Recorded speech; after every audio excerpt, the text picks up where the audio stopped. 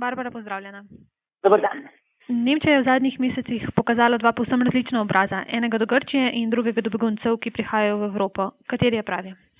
V Nemčijo še naprej prihajajo vlaki z neštetimi begunci iz Sirije, Libije, Afganistana, afriških držav in seveda iz Albanije ter nekaterih drugih držav Zahodnega Balkana, ki nikakor nočejo ostati v Grčiji, Italiji ali na Madžarskem, ampak so si prav Nemčijo izbrali za svojo obljubljeno deželo. Prav presunljivo je, s kakšnimi predstavami prihajajo. Angela pomaga, jih piše na kosih lepenke, s katerimi izstopajo na železniških postajah nemških mest, pa hvala Nemčija in podobno. Res je neverjetno, kako se je spremenil pogled na državo, ki so jo še pred nekaj tedni zaradi Grčije zmerjali s četrtim rajhom, kanclerko Angelo Merkel, ki je za mnoge begunce zdaj prava svetnica, slikali v nacistični uniformi.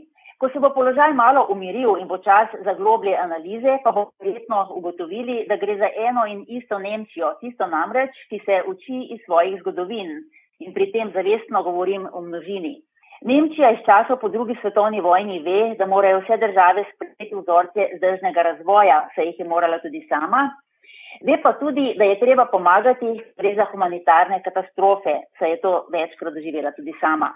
Mnogi Nemci iz generacije v generacijo priznavajo kolektivno krivdo za grozljivosti nacističnega režima in želijo tudi sami na vse načine pomagati nesrečnežem, ki so morali bežati za rešitev golega življenja. V Nemčijo se v zadnjem izteka tisoče beguncev. Nemci so jih pričakali z dobrodošlico, ponekod pa so potekali tudi protesti desničarjev. Je nemška družba zaradi prišlekov močno razdeljena? Skoraj da ne mine dan, da ne bi zagorela v kakšnem od zatočišč za begunce, kar tudi kaže na neznanske dileme, ki jih prinašajo, pa čeprav gre žal v veliki meri za izkrivljeno dediščino nekdanje komunistične Nemške demokratične republike. Kar polovica incidentov se dogaja na območju, kjer živi komaj 17% nemškega prebivalstva, tam tudi skoraj da ni tujcev.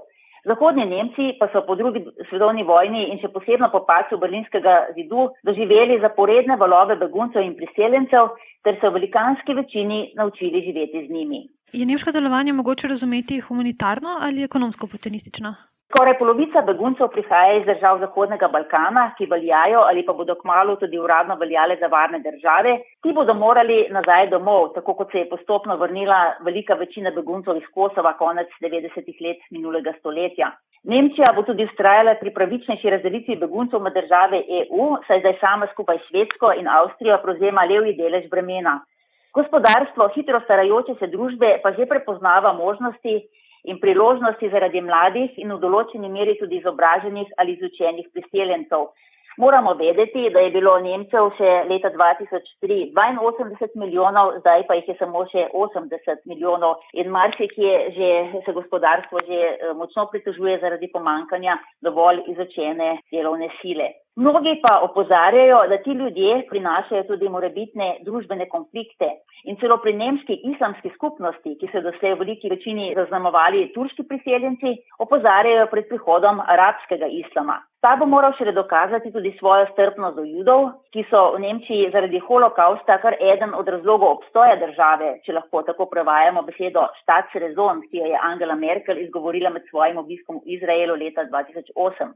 Mnoge skrbi tudi ohranitev tako imenovanih zahodnih vrednot. A so morda te tudi eden pomembnih razlogov, zakaj vsi ti begunci prodirajo v Nemčijo in Evropo, ter ne na primer k bogatim zalivskim državam. Res jih je še veliko več tudi v Turčiji, a si tudi tam mnogi želijo na sever in zahod. Tudi zato mora Evropa vztrajati pri spoštovanju svojih vrednot, čeprav lahko v času vse navzočih socialnih omrežij samo domnevamo, da tudi nešteti begunci vedo, zakaj gre. Kaj je mogoče glede begunskega vprašanja v prihodnjih mesecih pričakovati strani Nemčije?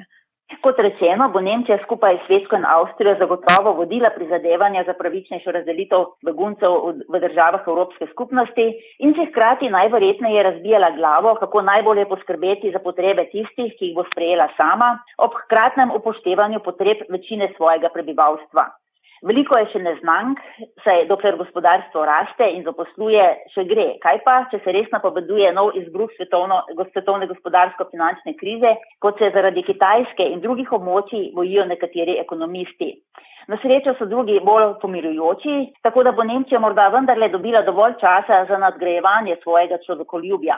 Zdaj pa za selitev v Nemčijo že demonstrirajo tudi v Iraku, kar kaže, kako zelo si ljudje po vsem svetu želijo živeti v varnosti in v dobro upravljenih demokratičnih državah z možnostmi za delo.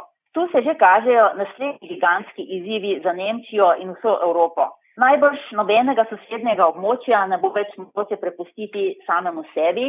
Nevarnosti slabega in celo nevarnega razvoja so prevelike. To velja tako za tiste države Zahodnega Balkana, ki še niso članice Evropske unije, kot za Bližnji vzhod, Afriko in celo za Daljno Azijo. Najlepša hvala. Nasvidenje.